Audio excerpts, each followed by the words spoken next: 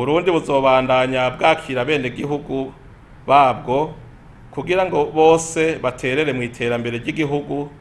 no mu gushira mu ngiro yambonoka zoza y'igihugu cifashe mu 2040 igihugu giteye imbere mu 2060. Kw'izina rya leta y'u Burundi subiriye gushimira bivuye ku mutima umuryango ujejwe impunzi HCR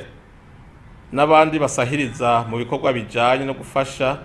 hamwe no gukingira impunzi ziri mu gihugu cy'u Burundi hamwe no gutahukana impunzi z'abarundi ziri mu bihugu bibanyi canke ahandi mu nguvu zidasanzwe bakoresha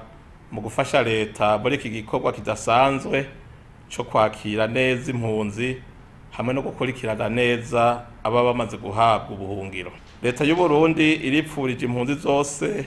ziba mu gihugu cy'u Burundi amahoro, umunezero hamwe n'iterambere bivuye mu kwiteza imbere. Irahamagariye kandi abarundi bakiri mu buhungiro gutahuka